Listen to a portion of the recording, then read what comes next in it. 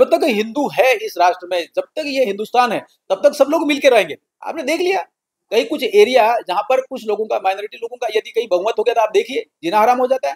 किसी गांव में तो बकायदा वो स्कूल बंद करा देते हैं। झारखंड में आपने देखा वहां छुट्टी जो है वो शुक्रवार को कराते हैं।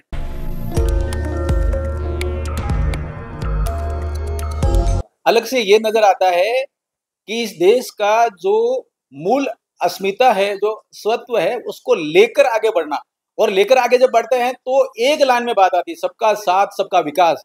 जब तक हिंदू है इस राष्ट्र में, जब तक ये हिंदुस्तान है, तब तक सब लोग मिलकर रहेंगे। आपने देख लिया कहीं कुछ एरिया जहां पर कुछ लोगों का, माइनॉरिटी लोगों का यदि कहीं बहुमत हो गया तो आप देखिए जीना हराम हो जाता है।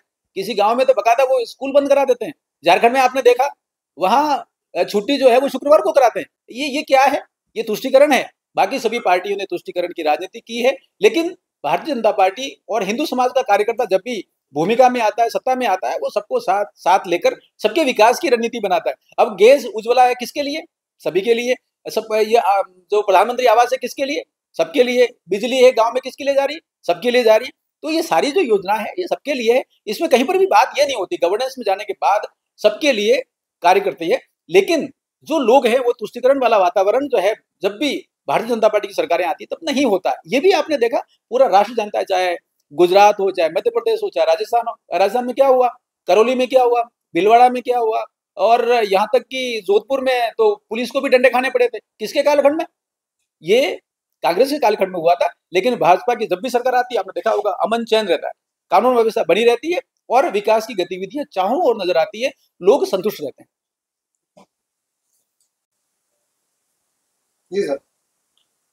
जी सर, लगातार आदिवासी, हिंदू, पैंथर, ये सारे बयान एक के बाद एक सामने आते जा रहे हैं। क्या वजह है, क्या कारण?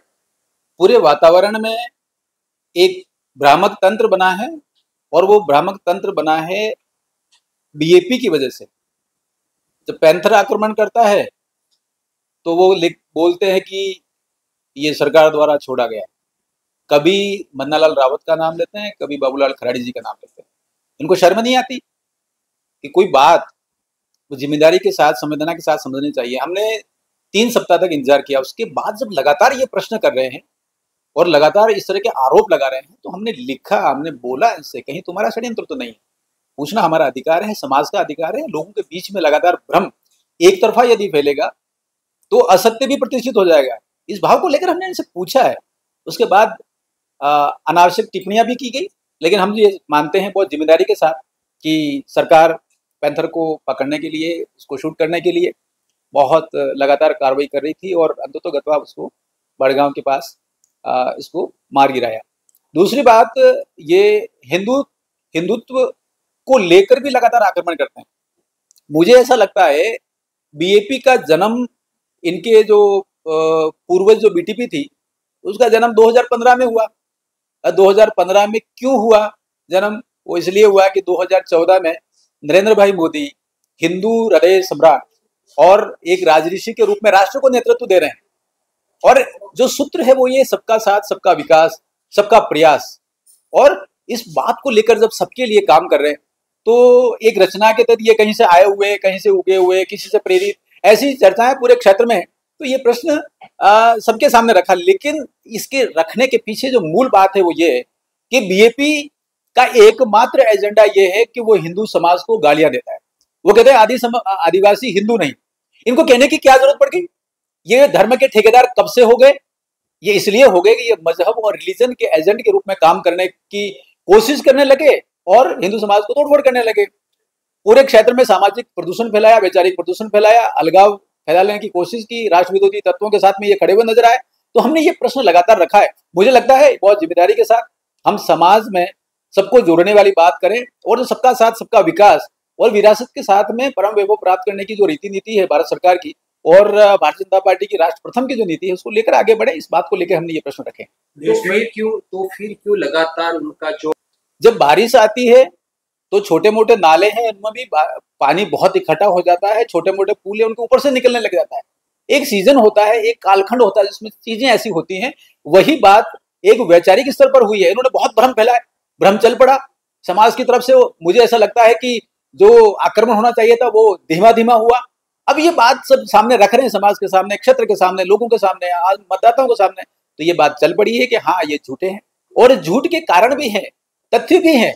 नंबर एक, ये आदिवासी की राजनीति करने की बात करते हैं, लेकिन ये झूठे हैं, क्योंकि आदिवासियों की बेटी द्रौपदी मुर्मू जब वो राष्ट्रपति का चुनाव लड़ी थी तो इन्होंने वोट नहीं दिया। ये युवा विरोधी है, क्योंकि युवाओं को इन्होंने काकरी डूंगरी पे इकट्ठा किया था, कुछ पद भरने की बात की थी, लेकिन कोई काम नहीं हुआ। और गलती से ही सही, इनके ये आका है, इनके बड़े हैं, वो तो सारे बच गए, और लगभग 7,500 युवाओं के खिलाफ एफआईआर हो गई।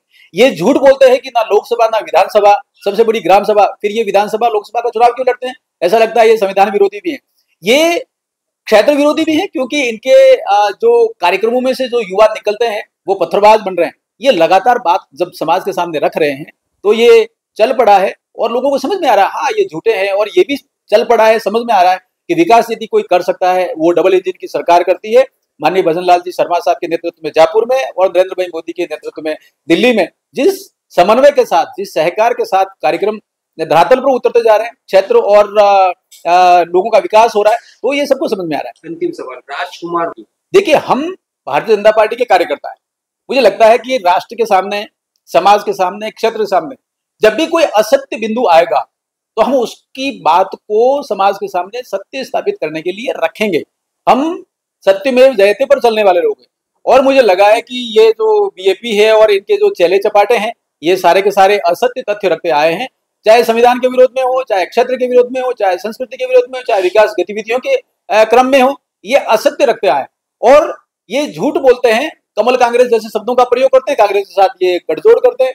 कभी ये बात करता है कि हम विकास के लिए काम करेंगे, तो विकास कर कैसे सकते हैं? विकास तो सरकार के साथ रह के करना पड़ता है।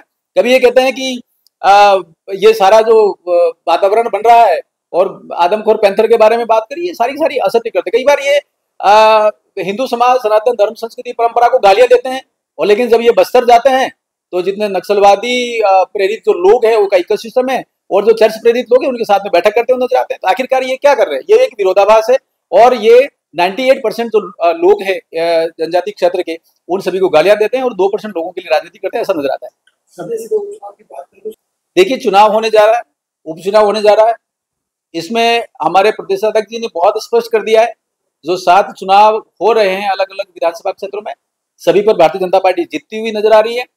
हाँ, महत्वपूर्ण यह है कि कार्यकर्ता, समाज, सरकार की रीति नीति, इन विचारों को लेकर मतदाताओं तक हमारी जो पहुंच है, जो ताकत है, उनके साथ हम जा रहे हैं, और पुनः हमारे क्षेत्र के जो चुनाव है, जहां जहां भी सीटें हैं, वो सभी जीतेंगे।